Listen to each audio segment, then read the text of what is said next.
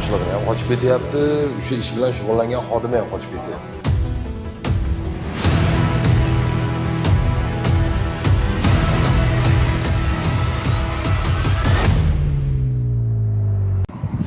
Aka yo'qmi? Kim aytyapti aka? Prezidentimiz olib borayotgan ochiqlik siyosatini qo'llab-quvvatlaysan. Xalqi binosi-ku bu nima yo'q qo'yapsiz? Bizcha biz nimaga kelganmiz bu yerga aka? Bizda bir qo'rqitadigan narsani o'zi yo'q. Tushlik vaqti bo'ldi. Aka, men sizni kutdim Asadbek aka. Ey Asadbek aka. Noto'g'ri ish qilyapsiz aka lekin. Ikki og'iz savolimga ham javob bermayapti. Rasmiy ommaviy axborot vositasi xodimimiz tekshirganimizda invoysini argilamasligini 24 vagon chiqarilayotgan bug'doy o'zidan o'zi Furaman mashinasiga aylanib O'zbekistonga kirib keladi. Siz pulni chiqarib yuboryapsiz, shartnoma sharti buzilsa-da. 2 milliard 800 million pul havoga uchirib yuboryapsizlar. 2 milliard 800 million pul aka. Siz bunga yukingiz kelmagani uchun pul o'tmaydi deb aytganmisiz yo'qmi? Dedim 27-kuni chiqib ketgan narsa qanday qilib 21-noyabrda O'zbekistonga yetib keladi? O'rtada 2 milliarddan ziyod tadbirkor zarar ko'ryapti. O zararni kim qoplaydi? Siz bitta narsani to'g'ri tushuning aka, to'g'risini aytavering. Nima qilasiz hozir yashirib? Yuk kemaga o'tkazmaydi, men tushundim bo'yicha. Mikrokredit bank bilan o'sha firmani tili bir deb o'ylash mumkinmi? Nima deb o'ylash mumkin? Nima uchun to'lov qiladi sizlarga ishonmasin? O'zi uxlab ketadigan bo'lsa, sizlarning nima keraginglar bor? Даже mahsulot ham yetib kelmagan, faqat hujjatlari, soxta hujjatlari bor. Rayhon chaqirsa, yana bormi Rayhonni? Nimaga u qilari ish qilib qo'yib qochib ketyapti aka? Hech qaysi bir to'liq bir javob bera olmadi yoki bir tushuntirib ham bera olmadi. O'zlari nima ish qilganini ham bilmayapti.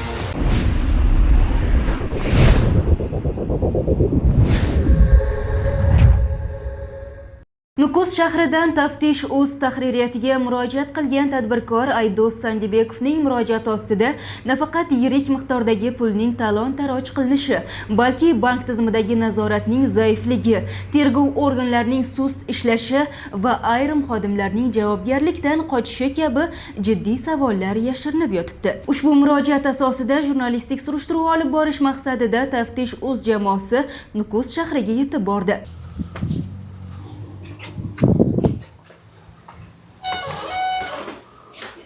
Assalomu alaykum. Bormi? Charchamayapsizmi?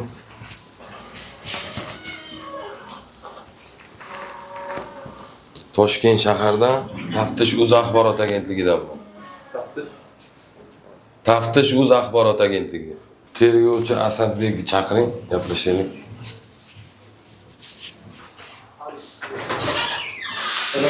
Kamera olmasin deyapti-da. Bizani press xodimlarimiz bor o'zlarimizda. Qani? O'sha bilan kelsin deyapti. Kim bilan? Press xodimlarimiz bor-da o'zlarimizda. Axborot xizmati. Aha. Emizlarga. O'sha bilan kelib olishsa bo'ladi deyapti-da. Biz majbur emasmiz aka, ular bilan kelishga. Ommaviy axborot vositalari to'g'risidagi qonunning 9-moddasi, 5-moddasi bor. Jurnalistik faoliyat himoya qilish to'g'risidagi qonunning 5-moddasi bor. Konstitutsiyaning 81-moddasi bor.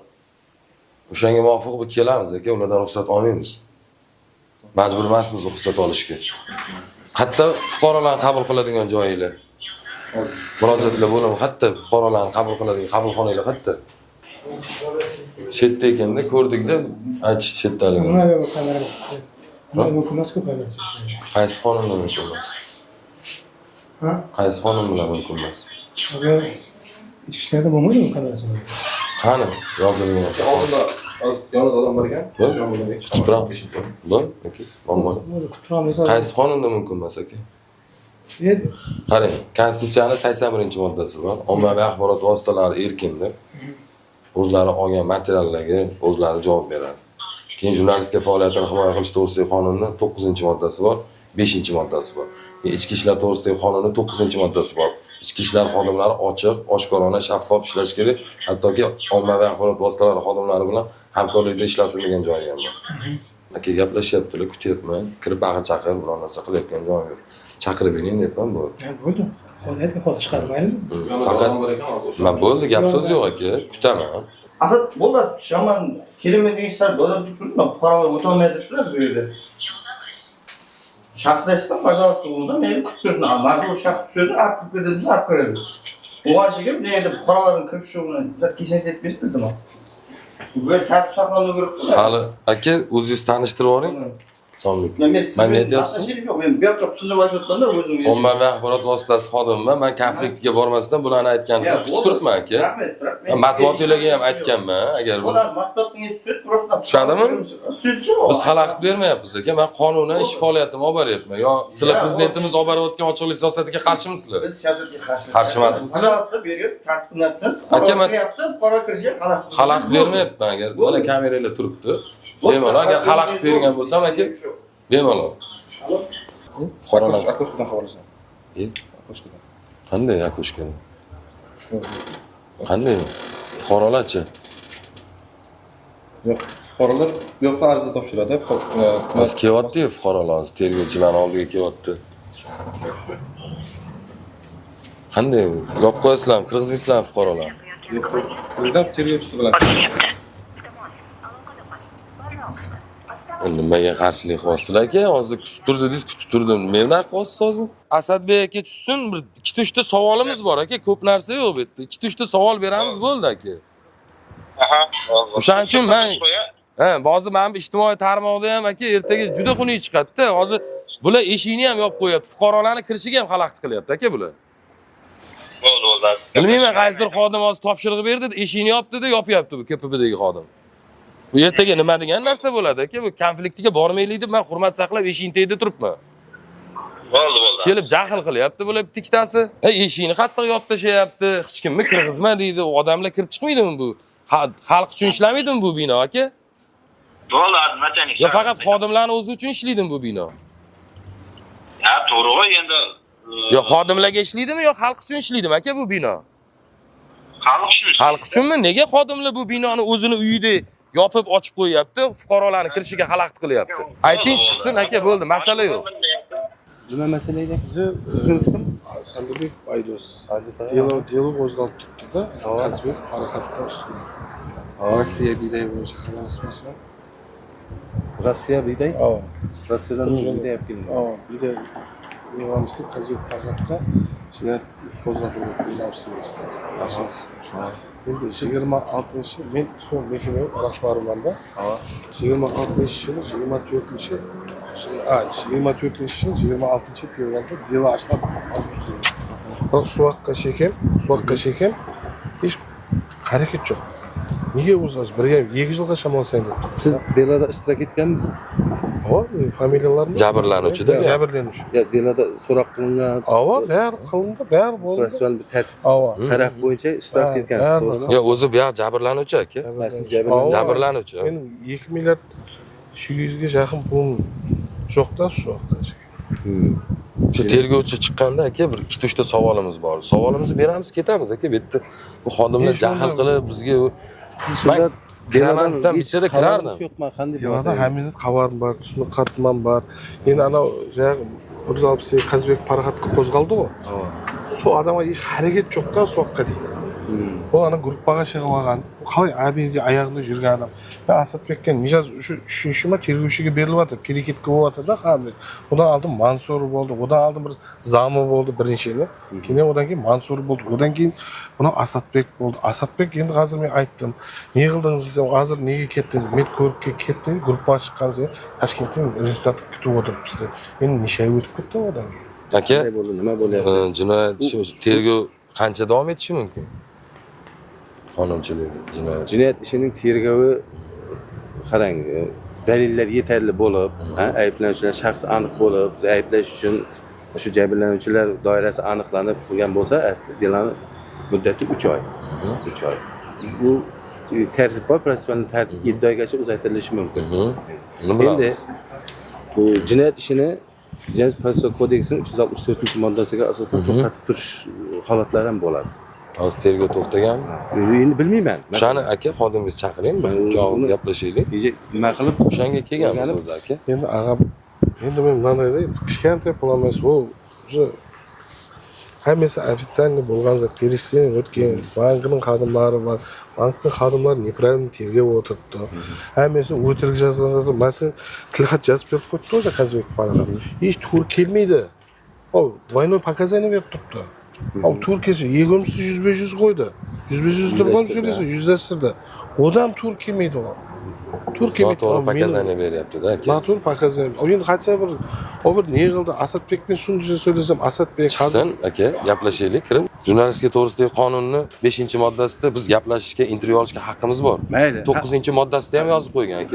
Qarang, agar gaplashilmaydigan ba'zini ko'raman, bormi, ishda yo'qmi, men ham hozir ko'chada xizmatdan kelyapman-da. Bo'lsa hozir chiqib javobini bersa beradi. Bo'lmasa siz telefon raqamlaringiz bor. Men chiqaman bo'lmasam hozir yana respublikaga ham boraman aka. Agar Mayli, men u boring. bo'yicha Arz qilish huquqingiz bor. Tushundingizku? Kim nohaq bo'lsa javobini beraveradi qonun. yo'q, siz qarang. Ma'murjon aka. Tushunib turibman aka. Bo'lmasa hozir men Prosta qarang. Keyin sizga rasmiy turda javob beriladi. Shu deloda ishtirok etgan bo'lsangiz agar, shu ichimda bo'lsa, bu tergovning ham siri bor. Tushundingizku? Shuning uchun hozir aytyapsiz, har xil gapiryapti, boshqa qilyapti debda. To'g'ri, endi shuning uchun tergovda u gumonlanuvchiga ham o'zining bir huquq majburiyatlari bor, jabrlanuvchiga ham huquq majburiyatlari bor. Shundan kelib chiqib, bu qonuniy qaror qabul qilinadi. Qalay endi hozir fevraldan boshlab 24-yil fevral, hozir 25-yil. Yaxshi, men hozir qancha noyabr bo'ldi. Endi shu hozir o'rganib, pulimni rasmiy nima qilamiz? Javob xati beramiz murojaatingizga. Javob xati? Ya bularni tanishtirsin, nimaga to'xtab qolgan deylar aka? Shuni o'rganib keyin aytamiz deyapmizda. Kirib birga o'rgansak bo'lmaydimi? O'zini chaqirsangiz bo'ladimi mayli? Hozir bo'lsa aytaman. Aka shetda men ko'rdim aka. Bo'lsangiz men kirib chiqaman. Oldida odam bor ekan, kutib turibman. Oldidagi odam ham chiqib ketdi aka. Ko'ramiz, hozir men ko'ray, aytamiz. bir qiyin savollar emas, o'zi bir dialog. 3-4 ta savol beraman xolos aka. Sebebi bilaylik-da endi hozir. Nimaga bu fuqarolarga xalq uchun ishlaydim bu bino aka? Tergov siri. Tushundingizmi? Yo, bularni xabari bo'lmayapti-da aka. Shuni aytyapman. Biz o'rganishimizga qarshimisiz? Qarshi emasman. Qarshi emasmisiz? Delarni o'rganib bo'lganmiz. O'rganib bo'lgan bo'lsangiz, siz belgilangan tartibda olganmisiz? Ha? Nusxalarni? Ha? Bu endi bizni qarang. Bizni nazorat qiladigan organ bor, prokuraturada. Shuni jinoyat ishini to'g'ridan turib prokurorgina nazorat qila oladi, delani chaqirib o'rganib, boshqa joyda biz uni ochiqlay olmaymiz. Yo'q, ochiqlaylar demayapmiz. Ma'murjon aka, siz bitta narsani tushuning, jon aka. Biz ochiqlayin demayapmiz. Asadbek akaga, tergovchiga 2-3 savolimiz bor, xolos aka. Savolimizni beramiz, ketamiz biz. Biz buni muhokama ham qilmoqchi emasmiz. Menga bering savolingizni. Yo'q, o'zi olib borgan ekanda ishni. Siz hozir xabarim yo'q deyapsiz, aka. O'zi bilan ikki og'iz, ikkita savol beraman, ketaman men. Ish bo'yicha nima Ish bo'yicha beraman. Qani menga ayting shuni. Yo, siz xabarim yo'q, o'rganib chiqaman deyapsiz. Ular o'rganganda. Aytingchi, men ko'ray. Ular o'rganganda, aka. Ular o'rgangan. O'sha bo'yicha ikki og'iz savolim bor, ketaman men, aka.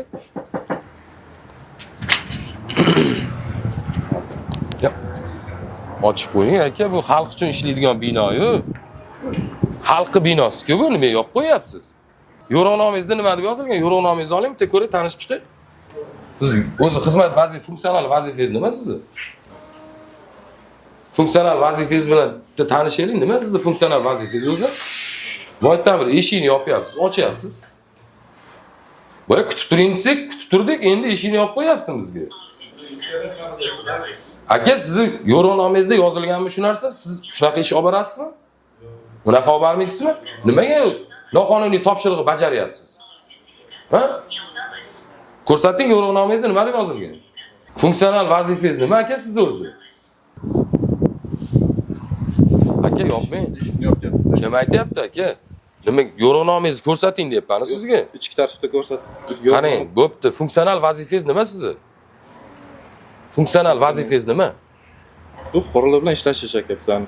Ishlashmi? Nimaga ishing yopyapsiz? Bu funksional vazifangizga kirmaydi. Yo'riqnomangizda ham bunaqa narsa yo'q. Eshikni yopgin degani. Nima noqonuniy topshiriqni bajaryapsiz? Nega bajaryapsiz aka? Funksional vazifangiz unaqa emasmi sizni? Yo'riqnomangizda ham unaqa deb yozilmagan-ku. To'g'rimi yo yozilganmi? Eshikni yopgin, fuqarolar kirmasin yo jurnalistlar kirmasin degan joy bormi? Unaqa yo'qmi? Qilmang aka unaqa ishni. Yopmang eshikni. Kirib ishingizni qilavering. KPPda turibmiz aka. Kirganimiz yo'q ichkariga. Haqqimiz bor aka. Yo'q, to'g'ri, hozir nimadan belasidan tushyapti-da shu. Kimi? Siznimi? Sizni faoliyatingizni olamiz aka. So'rang, rahbariyatingizga chiqingda, meni olsa bo'ladimi jurnalistlar deb so'rang. Oching. Mana ko'rayotgan bo'lsanglar, ichki ishlar binosiga kelganmiz. Tergovchi Asadbek akani kutyapmiz chiqishlarini, lekin umuman chiqmayaptilar. Bilmayman nimadan qo'rqyaptilar. Agar qonuniy ish faoliyat olib borgan bo'lsalar, bizda bir qo'rqitadigan narsani o'zi yo'q. guvohnomamiz bor, kameramiz, mikrofonimiz bor xolos. Biz fuqaro murojaatini o'rganib, yoritish uchun kelganmiz bu yoqqa. Tergovchilar bilmayman nima uchun kelmagan, lekin o'sha Asadbek aka tergovchi aytgan ekanlar. Ozgina kutib turing. Agar o'sha biz o'ylagan narsa bo'lmaydigan bo'lsa, o'sha jurnalistlarni olib kelaverasiz deb aytgan ekan. Mana biz keldik. Ko'p savol bermaymiz. 3 ta yo 4 ta uzoq savol beramiz bo'ldi. Ketamiz shun bilan. Biz kelganimizda ochiq edi. Biz keldik, yopishga harakat qilishyapti. Matbuot kotib o'rgansin deyapsizmi siz? Shundan olasiz. Bunaqa yo'q-da aka. Siz shunga murojaat qilsangiz. Men qildim, jon aka, qildim. Bo'lmasa qarang, sizga bermayaptimi? Yo'q, o'zidan so'ra deyapti aka. Unaqa aytmaydi. Aka gaplashdim. Ovozini ham yozib oldim, aka. Unaqa gap aytmaydi ular. Bo'lmasa siz xat bilan chiqing. Xat bilan. Majbur emasman-da aka. Xat bilan chiqishga majbur emasman-da aka. Bu huquqingiz endi. To'g'risida. O'shanga aytyapman. Bir og'iz aka, ayting tergovchingizga tushsin. Oldida rostdan odam bormi, yo'qmi? Kirib ko'ring. Yuring birga kiramiz. Odam bo'lsa chiqib ketaman tashqariga, javob. Umuman turmayman, kirmayman ham. Yuring, oldida odam bo'lsa chiqib ketaman men. Yuring birga kiramiz. Men hozir post tashlab keta olmayman-da bu yerga. Bo'lmasam ayting kimdir olib kirsin meni. Ko'ray. Oldida odam bo'lsa shunday ketaman, qaytib ketaman, savol ham bermayman. Qoraqalpog'iston Respublikasi Ichki ishlar bosh boshqarmasi vazirligi ham matbuot xizmati telefonini ko'tarmayaptilar. Biz juda ham ko'p bog'lanishga harakat qilyapmiz, ma'lumot olishga ma'lumot bermayaptilar. Biz harakat qildik. Hozir siz mana yolg'on gapiryapsiz, ko'rdingizmi? Oldida odam bor, tergov ketyapti deyapsiz. U chiqib ketdi deyapti. Emas, tepaga chiqdi, oldida odam bor ekan deyapti. Ha. Men o'zim ikkinchi etajga chiqqanda bitta xodimi bu yerda mumkin emas dedi. Men tergovxonasidagi Asad akani izlab yuribman desam, ikkinchi etajga yo'q, bu yerda xonasi yo'q deyapti. Pastdan so'radi. Pastga bu kishiga aytsam, ikkinchi etajda deyapti. Tekshirib kirdi dedi. Xo'p, mana aka, tekshiringlar, kirgizinglar. Mana biz jurnalistmiz aka. Ommaviy axborot vositasi xodimimiz aka. Kirishga haqqimiz bor aka. Hozir siz Men aka qarang. Kirmay dedim o'shaning uchun, to'g'rimi? Chaqiringlar, o'sha KPPning oldida gaplashaman deyapman. Chiqmayapti aka. Nima qilay aka? Necha soat bo'ldi kelganimga? 3 soat bo'ldimi? 3 soatdan beri kutyapman. Endi bunday tergov masalasi bo'yicha, tergov o'zining ma'lumotlarini nega pressa bor olasiz? Pressa orqali olasiz. Pressaga telefon qildim, nima dedi pressa ayting? Nima dedi aka? Gaplashdilar. Ha. Gaplashib bo'ldim aka men. Ha. Gaplashib bo'ldim aka. Pressaga Xabarim yo'q deyapti. Taftish axborot agentligidamiz aka. Uzr, bezovta qildik aka. Ancha kutdim lekin sizni. Keling bu yoqqa. Keling. Necha soat bo'ldi akani kutayotganimga? 3 soatda bo'lib qoldi. 3 soatdan beri kirmay sizni kutyapman. Asadbek aka hurmat saqlagan holda. Qarang aka, siz tergov olib boribsiz bularnikini, o'rganib chiqsiz polniy ma'lumotlarni. Farog'at aka bor ekanlar. Tanisizlar ularni? Kazbek. Kazbek Farog'at aka. Ularni tilxatlarini ko'rdingizmi?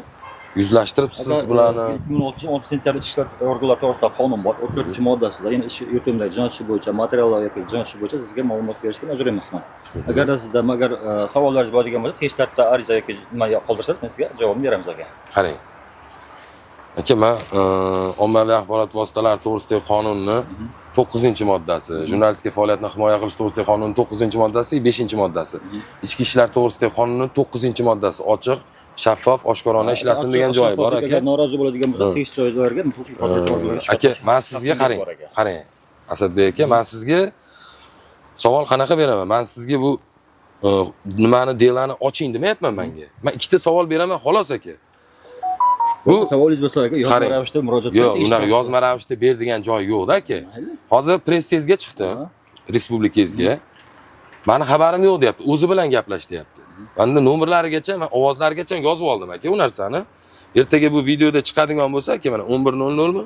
Mana bular bilan gaplashdim. Ovozlarni hammasini yozib oldim aka. Yozib olgan bo'lsangiz, prosta aka murojaat qilasiz. Agar ochiqlik, shaffoflikdan norozi bo'ladigan bo'lsa, siz xotiruvchi organlarga shikoyat qilasiz. Endi tergov siri degan narsa. Yo'q, men tergov siriga aralashmayman. Hozir tergov ketyaptimi?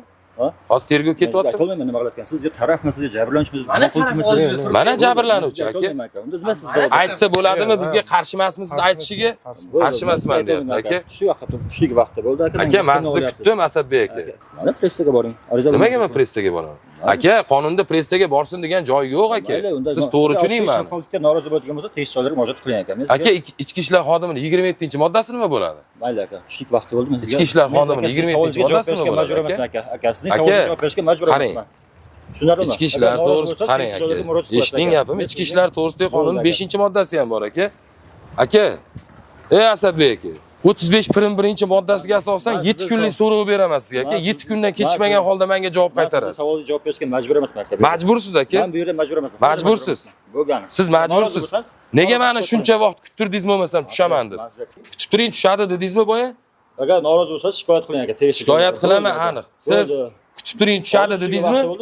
Hozir ko'ryapsizmi, mana tushli vaqtim deb ketib boryaptilar. Siz ko'rdingizmi biz asossiz to'xtatganingizni? Bularning gapiga kirib, bizni faoliyatimizga aralashganingizni ko'rdingizmi? Yo'q, tushaman dedi o'zi. Hop, men ketib boryaptilar. Gaplash demaysizmi? Ey Asadbek aka, keling bir og'iz gaplashaylik aka. Mana ko'ryapsizlar qochib ketyapti. Ikki og'iz savolimga ham javob bermayapti. Biz o'sha yerdan keldik, fuqaroning murojaatini o'rganamiz deb. Tergov nimasini yashiryapti, men tushunmadim bular. 1,5 yil bo'lgan bo'lsa. Murojaatchining aytishicha, Qoraqalpoq don mahsulotlari aksiyadorlik jamiyatida ishlovchi Paraxat Kazbekov uni Rossiya fuqarosi Sergey Dobrinin bilan tanishtirgan va ishonchli vositachi sifatida ko'rsatgan. Shu asosda Rossiyaning Agrotrade Service mas'uliyati cheklangan jamiyat va O'zbekistonning Santexh Gazmontaj mas'uliyati cheklangan jamiyat o'rtasida shartnoma tuzilgan. Tadbirkor bayoniga ko'ra, u Kazbekov va Sergey Dobrinin orqali Rossiyadan 1000 tonna bug'doy xarid qilgan. 19 million 100 ming rubl bank orqali chiqazib yuborilgan. Kazbekov va Dobrinin tadbirkorga yo'l yuk xatlari, sertifikatlar, hisob fakturalarning skaner variantlarini yuborib, go'yoki yuk yo'lga chiqqanini bildirgan. Ammo manzilli o'rganishlar davomida ushbu hujjatlarning birortasi asl nusxada mavjud emasligi, yuk avtomobillari bojxona organlarida qayd qilinmagani, Agrotrade Service tomonidan O'zbekistonga eksport rasmiylashtirilmagan aniqlangan. Eng ajablanarlisi, hujjatlardagi ko'plab mos kelmasliklar, noaniqliklar va soxta ko'rinish bergan detallar bu voqeani oddiy muammoli savdo emas, balki puxta tashkil etilgan firibgarlik sxemasi bo'lishi mumkinligini ko'rsatmoqda. Tadbirkor vositachilarga murojaat qilganida ular har safar bir-biriga mos kelmaydigan bahonalar aytgan. Havo yomon, Dobrinin band, ertaga jo'natamiz. Kazbekov bilan suhbatlarda ham zid izohlar berilgan bo'lib, bu mahsulotning umuman mavjud emasligini, hujjatlar esa qalbakilashtirilgan bo'lishi mumkinligini ko'rsatadi. Ikkinchi tomon taqdim etgan yo'l yuk xatlari, sertifikatlar va shartnoma hujjatlari skaner holida bo'lib, ularda muhr, QR kod, kuzatuv raqamlari yoki autentifikatsiyani tasdiqlovchi elementlarning yo'qligi e'tiborni tortadi. Mazkur holatda eng og'riqli jihatlardan biri mikrokredit bankning ushbu operatsiyadagi roli. Tadbirkorning ta'kidlashicha, bank mahsulot yetkazib bermasdan turib, akkreditiv va shartnoma shartlariga zid ravishda mablag'ni begona hisob raqamiga o'tkazib yuborgan. Odatda bunday operatsiyalarda bank buyurtmachiga hujjatlarni ko'rib chiqish imkoniyatini yaratadi, risklarni ogohlantiradi va akkreditivning qat'iy muvofiqligini tekshiradi. Ammo murojaatchining fikricha, bank na benefitsiar taqdim etgan hujjatlarni mijozga ko'rsatgan, na ularning to'liqligi va haqiqatga mosligi bo'yicha tekshiruv o'tkazgan. Bank xodimi tomonidan hujjatlardagi aniq muvofiqliklar aniqlanmagan. Xavf-xatarlar haqida ham tadbirkor ogohlantirilmagan.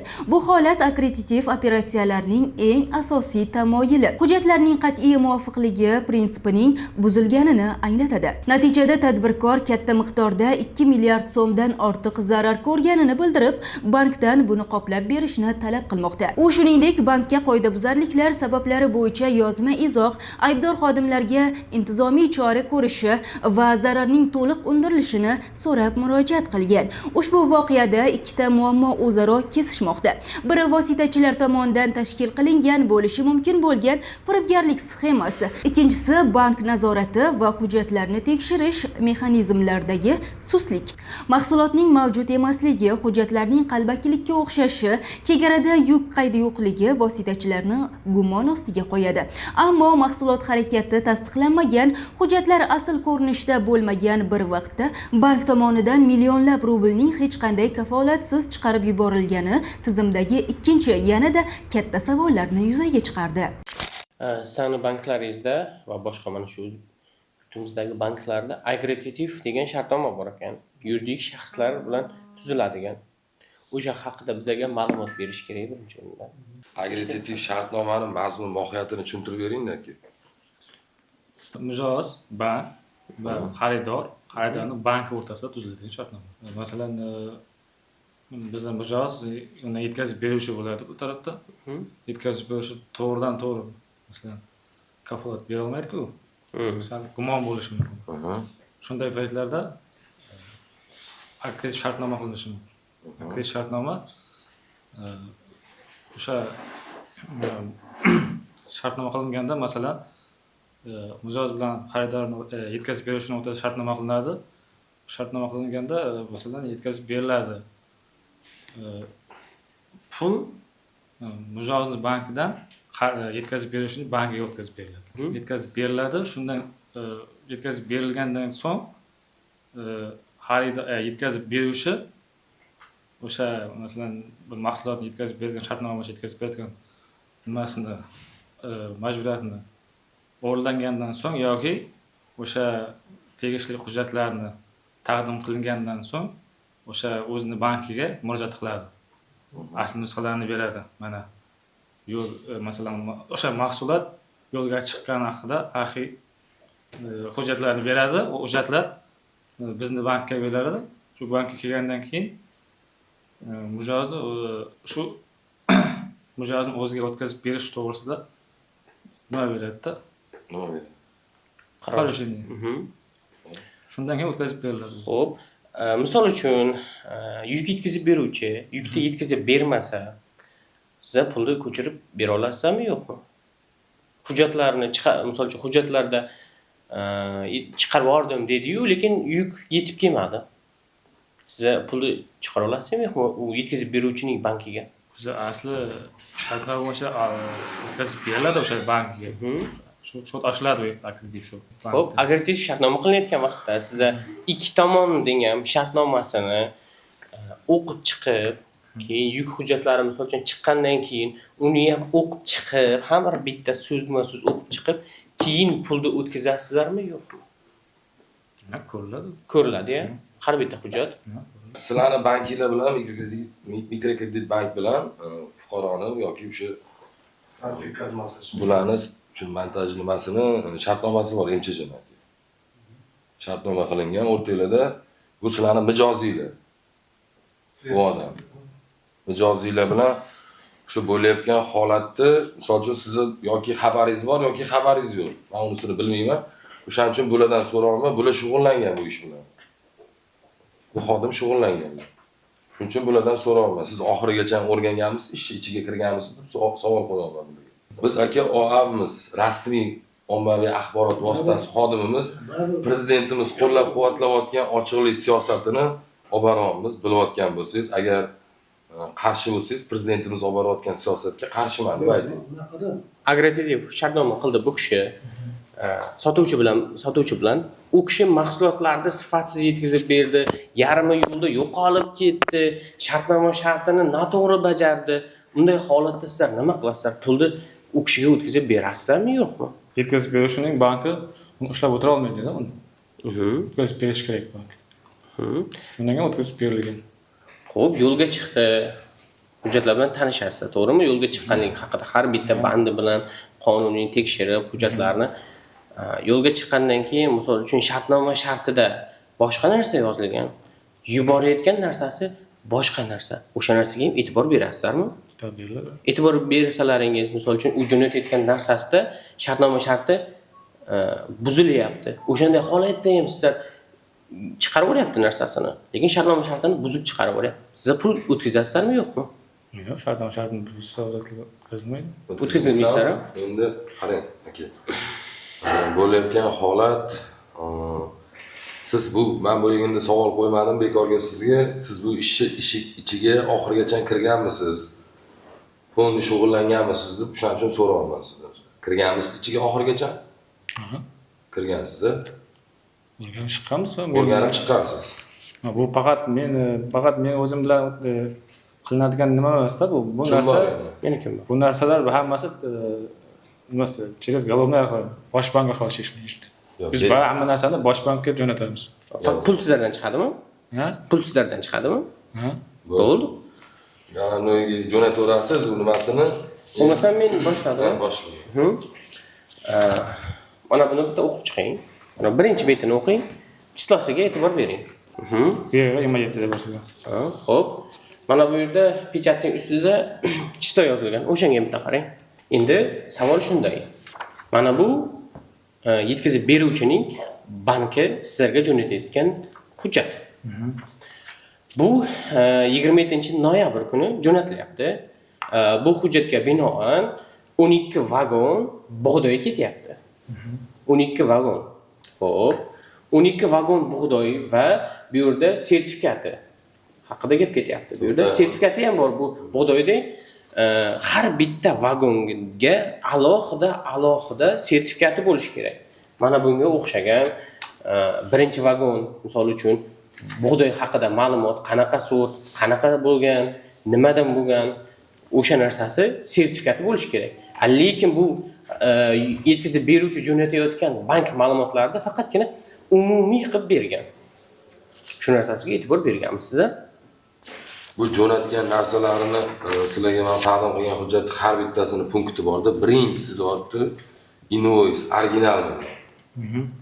Tekshirganmisizlar? Invoice'ni original emasligini? Hujjatlar original Toshkentga Bosh bankka boradi. Bosh bank tekshirib ko'rdi. Nima degan bosh bank? Original deganmi? Ha, qo'lishingiz bersa, o'tkazib beramiz sizga. Yo, qo'lishingizni bermayman. Qarang, endi ikkinchi punktda aka. Ikkinchi punkti. Smer originalmi deyapti. Ikkinchisi. Sertifikatda aytyapti. O'sha invoice'ini, sertifikatini tekshirganmisizlar? Rostdan ham bu originalmi, original emasmi e'tibor berganmisizlar? Hujjatlar faqat bizga skaner variantida. Xo'p, skanerni bo'lsin o'qib ko'rganmisiz? Hujjat original Bosh bankka boradi. O'qigan bo'lsangiz, bu yerda sertifikat bitta dona ko'rsatilgan va cheklanmagan miqdorda yozilgan. O'sha narsasiga e'tibor qaratmadingizmi? Har bitta vagon uchun alohida sertifikat bo'lishi haqida bir o'ylab ko'rmadingizmi? Men bug'doy jo'natyapman sizlarga deb turib kelyapti. O'zimiz O'zbekistonga kelyapti-dagining bu qayerdandir fura, ya'ni man avtomashinasiga aylanib qolyapti. Qanday qilib? Bu narsasiga ham e'tibor qaratilaringizmi? Va chislosini men sizga bekorga birinchi sanalarda aytmadim. 27-kuni chiqib ketgan narsa qanday qilib 21-noyabrda O'zbekistonga yetib keladi? To'g'ri kelmaydigan narsada shularga nimaga e'tibor bermagansizlar? Siz bu ish bilan shug'ullangan ekansiz. Nega o'rganmagansiz hujjat? Nega ichiga kirmagansizlar hujjat? Tadbirkor aldanmaslik uchun esa sizlar hujjatlar bilan tanishib, keyin pulni chiqarishlaringiz kerak edi. Shu narsalarga e'tibor nima uchun bermagansizlar? Markaziy bank jo'natdi deyapsizlar, sizlar porучениyani sizlar jo'natasizlar. Nima uchun sanalarga hech bo'lmasa e'tibor bermagansiz? Qanday qilib 27-noyabrda chiqqan yuk 21-noyabrda yetib keladi? Va qanday qilib turib 12 vagon chiqarilayotgan, 24 vagon chiqarilayotgan bug'doy o'zidan o'zi fura man mashinasiga aylanib O'zbekistonga kirib keladi. Va hech qanday ishonch sertifikatsiz. Har bitta vagonni o'sha tonnasi belgilangan, ortilgan yukka, o'sha vagonga ortilgan yuk har bitta vagonning ustida sertifikati bo'lishi kerak-da. Faloncha yuk ortildi, mana shu vagonga, mana sertifikati. Falon rostdan ham bu vagonning ichida shumi, shu bug'doymi, shuncha tonnami degan narsa ham bor-da. Sertifikati yo'q, unga e'tibor bermagansizlar bu bir. Rostdan ham ichida o'sha bug'doy bormi yo'qmi, unga o'sha e'tibor bermagansizlar. So'ramagansizlar. Kameramiz yo'q, mikrofonimizdan boshqa, udostreniyamizdan boshqa hech narsamiz yo'q ekan. Bemalol gapiravering, yo charchaganman yoki uxlab qolganman, yo rostdan ham e'tibor bermaganman deb bemalol aytishingiz mumkin-ku, hech kim anaqa qiladigan joyi yo'q. Prosta men tushunmayotgan narsam nimaga shuncha narsaga e'tibor bermagansizda? Birinchi navbatda aka invoice-ga. Mayli qolganini qo'yib turing, birinchi navbatda invoice-ga e'tibor berishingiz kerak-da. Originalmi yo'qmi? Original keldi degan. Toshkent. Kim aytgan keldi? Bosh bankda. Kim? Bosh bankda ishlaydigan xodim. Kim? Sizlar Mikrokredit bankda, Bosh bank. Qayerda Toshkentdagimi? Ismi nima? U originali keldi degan xodimmi? Parviz. Kim? Parviz. Parviz? Nima ish qiladi u? O'sha valyutni bo'limida ishlaydi. Valyutni bo'limida ishlaydi. O'sha hujjatlar hammasi. Uni ham aytganmi, originali keldi deb. Hammasini tashab bergan. Sizga. O'qib chiqmaganmisiz hujjatlarni? O'rganib chiqmaganmisiz? Qarang, misol uchun hozir men oddiy yoqda ishlaydigan bo'lsam, misol uchun shu yerda mana, например, shu yerda ishlaydigan bo'lsam, Islom aka, hujjatlar original ekan, davay bir 50 milliard kredit chiqarib yuboring mana bunga. Yoki pulni o'tkazib oling desam, o'tkazib olaverasizmi? Ha? O'tkazmaysizmi? O'rganasizmi? Nimaga bu bunaqa deyapti? Men shuncha pulni o'tkazib olishim kerak deb ko'rib chiqing o'zim uchun deysiz. Bilasizmi, to'g'ri bu narsani o'zingiz uchun ko'rasiz. Sabab nima, ertaga mana bo'ynimda qolib ketmaydimi degan narsalar bor. Nega bunga e'tibor bermagansiz? Nega chuqurroq yondashmagansiz aka bu ishga? Ichiga kirmagansiz. Nega sanalariga e'tibor bermagansiz?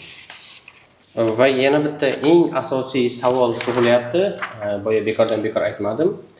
Shartnoma sharti buzilsa dedim, siz pulni o'tkazasizmi dedim, siz yo'q dedingiz. Lekin shartnoma shartida shunday yozilganki, men deyapti, jo'natayotgan yukimni deyapti, yuk transportini o'rtada almashtiradigan bo'lsam deb shartnoma sharti buziladi deyilgan. O'zingiz ko'ryapsiz, shartnomada bank sizlarga tashlab berayotganda misol uchun poyezdda beryapti, lekin O'zbekistonga kirib kelishi yuk avtomobili kirib kelyapti. O'rtada mana shartnoma sharti buzilyapti. Xo'p, siz pulni chiqarib o'ryapsiz, shartnoma sharti buzilsa-da. Nega shartnoma sharti buzilib turgan bo'lsa ham pul o'tkazib olyapsiz? Sababi nima? Bu kishi keyin aynan mana shu firma bormi, yo'qmi bilish maqsadida Rossiyaga borib kelyapti. Rossiyada bunaqa korxona yo'qligini aniqlab kelyapti.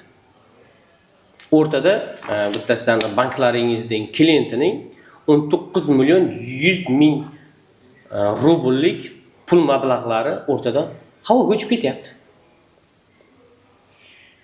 Uni hozir o'zimizda o'zbek so'miga hisoblasangiz 2 milliard 800 million so'mdan ortiq mablag'lar. Sizlar tomonlaringizdan hujjatlarga yetarli tanishib chiqmaslik va mana shu hujjatlarda kamchilikni ko'rmasdan turib, parachani terib pulni o'tkazib yuborganlaringiz uchun fuqaro pulsiz qolyapti. Endi bu fuqaroning taqdiri nima bo'ladi? Pulning taqdiri nima bo'ladi? Sizlarda ayblaringiz bilan bo'lyapti. Pulni qaytarib berasizlarmi, yo'qmi bunga? Mayli, bu bitta klientinglarni biz bilyapmiz-da. Bundan tashqari nechta bor unaqa klientinglar? Hamma o'sha klientlarga ham shunga qaramasdan o'tkazib olgansizlar bularni? Qarang, aldanib qolish kerak bo'ladigan bo'lsa, bu aldanadigan bo'lsa, o'zini firmasidan ham primoy pul haydab qo'yaveradi shularni shu yerga. Tekshirib ko'radi. Yo'q, tushuntira olyapman sizga? Agar o'zi ham o'tkazib olaveradi yo'q. Rossiyaga o'zini shu yerdan-da nimaga kelyapti sizlarning oldinglarga? Sizlarga ishonib, sizlarga to'lov qilyapti. Nima uchun to'lov qiladi sizlarga ishonmasa? O'zi uxlab ketadigan bo'lsa, sizlarning nima keraginglar bor? Uslub to'ladi. Uxlash uchun bulardan buni pul yo'q bo'lib qolish uchun pul olmagandirsizlar. Pulni taqdiri nima bo'ladi aka? Bu kishiga qaytarib berasizlarmi, yo'qmi?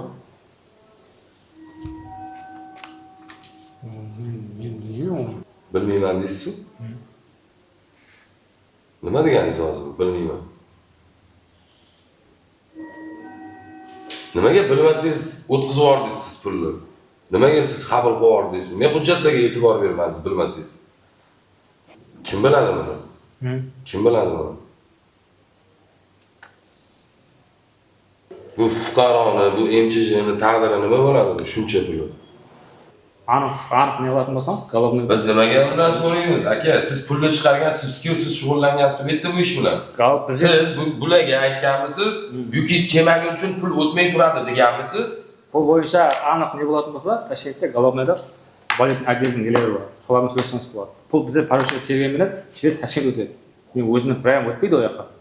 Maza Toshkentda tekshirilib, qayta sozatdan ko'rilib o'tiladi. Tekshirilganmi? Tekshiriladi. Aniq ne bo'ladigan bo'lsangiz, siz valyutный отделga parvizligiga borasiz, so'ran borib so'rab aniqlatsangiz bo'ladi. Hozir men bu ne qilgan bilan bu yerda chechilmaydi o'zi. Nimaga yechilmaydi? Tushunmayapman. Hozir men bank qaytarib beradi, bo'lmasa bermaydi degan bilan bu hesab men hesab chechilmaydi u. So'ng uchun Toshkentda boshqa o'rinlarga borasiz, shu yerdan chechish. Holat Toshkentda bo'lmagan, holat bu yerda bo'lgan. Toshkentda nima qilamiz biz? Holat Toshkentda bo'lganda biz Toshkentdan so'rardik. Betda bo'lganligi uchun bu yoqqa kelyapmiz Toshkentga. Siz bitta narsani to'g'ri tushunyapti. To'g'risini aytavering, nima qilasiz hozir yashirib? Siz bunga yukingiz kelmagan uchun pul o'tmaydi deb aytganmisiz, yo'qmi? İslam arasında aytaversek, İslam işte o'tib aytib raya turdi. Maksim var, hamma bor bu yerda. Men nishun akredit degan ne o'zat deb men keldim ғой, shartnoma mahkamasidan bor. Rayadan so'rangiz, akredit degan ne o'zatdir? Akredit degan bu bankskiy garantiya dedi. O ne zat bankskiy garantiya? Senin pulunda yük kelmegençe puldu çıkarmayım sen şaka dedi. Сөйтіп маған түсіндірдіңіз ғой. Ал оны бесплатный сессиясыздар десем, я услуг төлейсің деді. Услугларын бірінші очередь алдыңыз ғой. Бұларын төледім. Если мен алданатын болсам, неге сіздерге пұл төледім? Ал сіздер мені қорғайды деп аккредит істеттім ғой сол. Ал құрдан бір мен сіздерге ақша төледім. Уақыттан 13 миллиондай ақша төледім ол услугына. Қалай ол банкский гарантия деп болып тұр, мен қарасам, аз банкский гарантия емес екен да. Ал айтпайсыз ба? Менде мынау договор шартнама болмайды. Мынада алдан қалуы мүмкінсіз. Міне мынандай затты қосымша документ қосайық деп айтқаныңызда, ол қылдыратын ек қой оларға.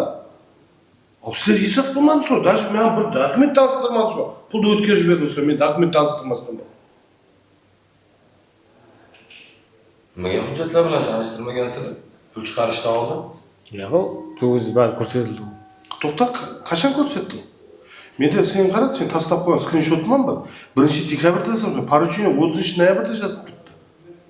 Bari zat turibdi ana, delong ichida hamma zat bor. Sen unday zatni aytma, sen menga jibergan bor, Telegramdan tashlaysan ғой. 1 dekabrda tashlab tursan, 23. Qalay men dokument odan burun tanısam? Ya Toshkentga borib tanishib aytmadim. Sizga endi tashladim o'zi. Sen menga dokument tashlading полностью. 1 dekabrda sen menga dokument tashlab qo'yibsiz? Сол dokumentlar 1 dekabrda tashladim. Pul o'tib ketgandan keyin. Siz buni tanishib chiqib, поручениeni terib, pulni o'tkazmasangiz, ular o'tkaza olmaydi o'zidan o'zi. To'g'rimi? Siz nima asosda pulni o'tkazasiz? Mana shu hujjatlar asosdami? Hujjatlar asosida mijozga bergan поручение asosida o'tkazamiz. Xo'p, hujjatlar mana bu yerda. Hujjatlar bu yerda buzilyapti, shartnoma shartlari buzilyapti yoki shunchaki hujjatlar bilan tanishmasdan pulni chiqarib yuborgan sizlarmi? O'rtada 2 milliarddan ziyod tadbirkor zarar ko'ryapti. O zararni kim qoplaydi? Na keltirilgan mahsulot bor, na pul bor. Даже mahsulot ham yetib kelmagan, faqat hujjatlari, soxta hujjatlari bor. O'sha 42 tonnadan har bittasi kelgan 24 ta yuk mashinalari ham O'zbekistonda emas, yo'q, ular kirib kelmagan. Umuman yo'q. Mayli, sihat o'qigan taqdirlaringizda ham yuk mashinalari kirib kelgan deydi. Bu kishining don qo'liga yetib kelgan deydi. U boshqa gap. Lekin na dondan, na puldan ayrilib qoldi. Bittasini pulni chiqarib yuborishlaringiz va mana bu hujjatlar bilan tanishmaganlaringiz uchun, ishga bo'lgan mas'uliyatsizlik, sovuqqonliklaringiz uchun 12-24 vagon poyezdda don mahsulotlari chiqib ketyapti yo'lda. O'zbekistonga kirishda poyezdda kelayotgan narsa yuk avtomashinasiga aylanib qoladi. Furaga aylanib qolyapti. Manga. Bank xodimlari umuman hech narsaga e'tibor bermayapti-da. Bu poyezdda kelayotgan yuk avtomashinaga aylanib qolsa ham, furaga aylanib qolsa ham qaramayapti umuman. Shartnomani talab buzilyapti. Yerda yozib qo'ygan shartnomani bandida. Shartnomani talab agar men poyezdda jo'natayotgan narsa mashinaga yoki yuk mashinasiga o'tadigan bo'lsa buziladi deb yozib qo'ygan. Xuddi poyezd vagoniniki bo'lganda har bitta yuk avtomashinasining ham mana bunday sertifikati bo'lishi kerak. Hozir qo'lingizdagi bu hujjatning pechatining ustida ham sana bor. O'sha sanaga qarang deyapman. 21. Noyabr. 6 kun farqi bor, ha? Endi 27-da chiqib, 21-da O'zbekistonga kirib kelyapti. Bunov poyezdda yuklangan bo'lib turibdi, bunov yuk avtomashinasida. Yukda bo'lib turibdi. Qanday qilib turib 27-noyabr kuni poyezdda chiqib ketayotgan mahsulot Rayhon shahridami? Shahridami? Kesin dedingiz. Agar qanday qilib 27-noyabrda yuk mashinasida emas, poyezdda chiqayotgan mahsulot O'zbekistonga 21-noyabr kuni yuk avtomashinasida kirib kelyapti. Bu ma'no mantiqiy, to'g'ri kelmaydigan narsa-ku. Qarang, bolalar jo'natganda mana shu hujjatdagi nimaga e'tibor bermagan hujjatlarga yozilgan birinchi punktlar qo'yilgan. Birinchisi invoice originalni yo'qmi deyapti. Tekshir deyapti. Tekshirmagan. Ikkinchisi smer originalni yo'qmi deyapti. Uni ham tekshirmagan. Uchinchisi sertifikat originalni yo'qmi deyapti. Uni ham tekshirmayapti. Sizlarda hujjatlar bilan yaxshilab tanishib chiqmaganliklaringiz sababli o'rtada 2 milliard so'mdan ziyod mablag' osmonga uchib Ya, u qarang, u tartibi qanday bilan qaytib ko'rishga men Rayhon chaqirsin, joni bormi Rayhonni? Kesin deb berman. Akkreditiv o'rtada turadigan pul-ku, biz qalay uni birdan o'tmaydi u. O'rtada turadigan pul bo'lsa, yuk kelgandan keyin o'tkazadimi? Kelgandan keyin o'tkazadi. Baribir bu yoqdan razı almadi u. Shuni so'ramoqchiman. Shunday o'tkazish akkreditiv. Yuk kelmaguncha o'tkazilmaydi, aka. Yuk kelmaguncha o'tkazilmaydimi? Yuk kelmaguncha o'tkazilmaydi. Men tushunigim bo'yicha, men ham shahar odam emasman, dastur bo'yicha zamanda. Akkreditiv istetdim. Akkreditivni kim isteu kerak? Dokumentlarni ko'rish uchun bank ko'rib qo'yindi. Tekshirib, masalan, mashinistdan nesini bir neleri var bo'lsa, masalan, alomatlari bor bo'lsa, Aydoz, bu yerda sen aldab qolsin, mana shartnomani ko'rib turibsiz. Yuristiniz ko'rmaymi? 13 million men usul to'lab o'tibman. Cheksiz ana, qarasangiz, cheksiz, любой без ограничения, million tonnada 2 million ketaveradi. Ana yerda. Kilogram yozib turgan yo'q, tonna yozib turgan. Bular nega yozadi? Har mashinaga tushdi-ku. 504 deb жазсаң, анда 500 количество единицы миллион тонна. Biroq bu odamlar haqiqatda bar odam, tir odamlarmi? Biroq buna firma qanday firma qanday? Agrotrade servis. Mana ish pishapti biri bu. So'z odam ko'rib bergan. Men Islom akadan so'radim. Aka dedim, siz bu bilan tanishib chiqqaningizdan keyin mayli respublika tashiydi sizga. Sizdan bu bilan tanishib chiqqaningizdan keyin bosasizmi, yo'qmi dedim. Men ham bu bilan tanishganimdan keyin bosaman dedi. Bu bilan tanishgandan keyin bosaman dedi. U shartnoma Toshkent yoki sani markaziy o'zlaringizda markaz bilan emas, aynan shu yer bilan bo'lgan shartnoma. Akkreditiv shartnoma bermay qildingiz. Tashkilmay qilmaydi. Yo'q, shu yer bilan qilingan. Sizni aybim sizlarda.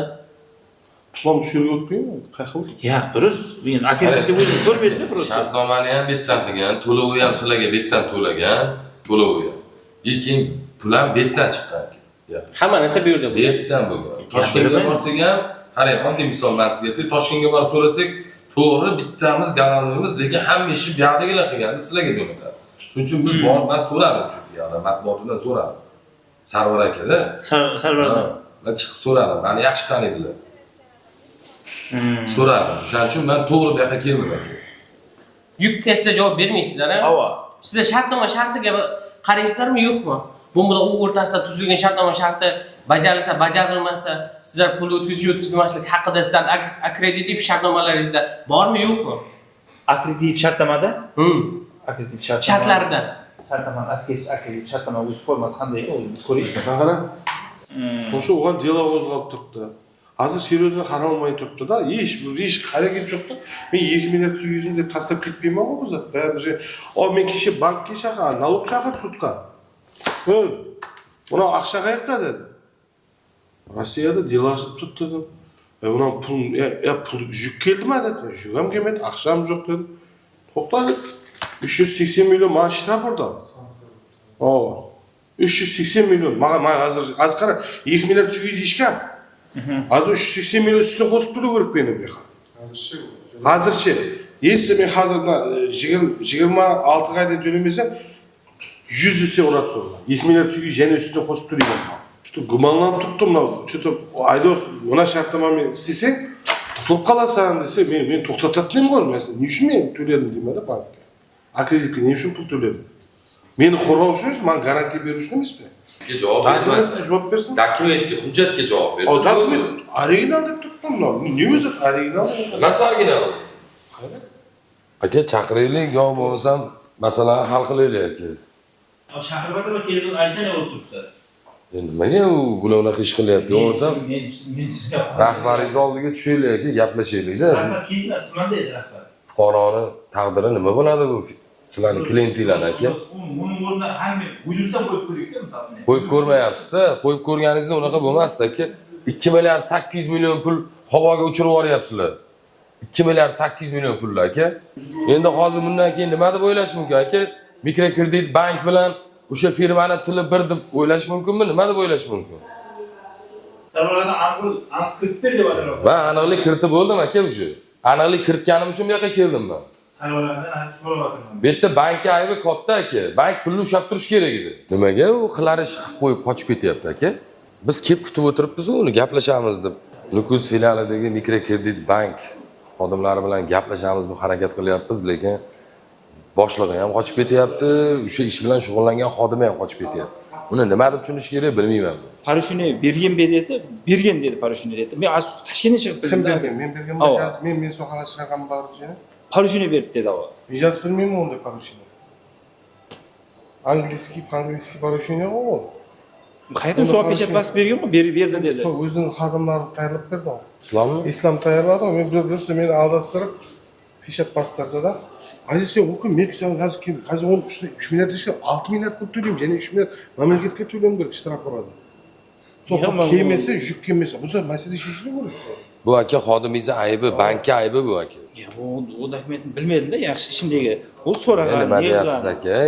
Kredit oladigan bo'lsa odam hamma narsasini tekshirasizlar, qarzdorligi bo'lsa kredit bermaysizlar-ku aka. Qanday dokument tekshirmaysizlar sizlar? Nima deyapsiz aka? Ha, bunga hech narsani o'rgatmasdan, ko'rsatmasdan pechat qo'y degan ekan, pechat qo'ygan ekan bu.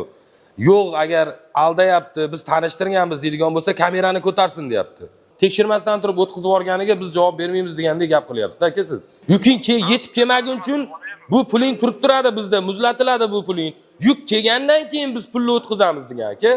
Aka qarang, bankki bu bilan shartnoma qilgansizlar. Akkreditiv shartnomaning o'zi mazmuni nima? Bank prosta pul o'tkazib beradi xolosmi? Qoraqalpog'iston Respublikasi mikrokredit bank Nukus filialiga keldik. Galavnoymi bilmayman kattasini. Hamma xodimlar bilan gaplashishga harakat qildik. Boshlig'idan tortib o'sha shu ish bo'yicha ijro qilgan xodimigacha gaplashdik. Hech qaysi bir to'liq bir javob bera olmadi yoki bir tushuntirib ham bera olmadi. O'zlari nima ish qilganini ham bilmayapti. Akkreditiv shartnoma tuzgan mijoz bilan faqatgina pul haydash ekan bularning vazifasi. Pulni o'tkazib berish ekan. Bunaqa pul o'tkazib berish bo'ladigan bo'lsa, nima uchun mijoz bularga pul to'ladi? O'zini shotidan ham pul o'tkazib yuborsa bo'laverardi. Bu bo'yicha kommentariyada nima izoh bo'lsa qoldirishinglarni so'rayman men. Bu jarayonlar fonida eng muhim savol shundoq turibdi. O'zbekistonda tadbirkorlar xalqaro operatsiyalarda qanchalik himoyalangan? Banklar tomonidan xavfsizlik kamari sifatida qo'llanishi kerak bo'lgan tekshiruv va nazorat tizimlari amalda ishlayaptimi? Yoki ushbu voqeada ko'rinayotgandek, banklarning ehtiyotsizligi va befarqligi firibgarlar uchun katta eshiklarni ochib beryaptimi? Murojaatchi bugun nafaqat o'z mablag'ini qaytarib olish uchun, balki ushbu amaliyotda kimning aybi, kimning mas'uliyatsizligi mavjudligini aniqlash uchun ham rasmiy organlardan javob kutmoqda. Taftish o'zi esa bu jarayonni kuzatishda davom etadi va tegishli idoralar tomonidan beriladigan rasmiy pozitsiyani keng jamoatchilikka yetkazadi.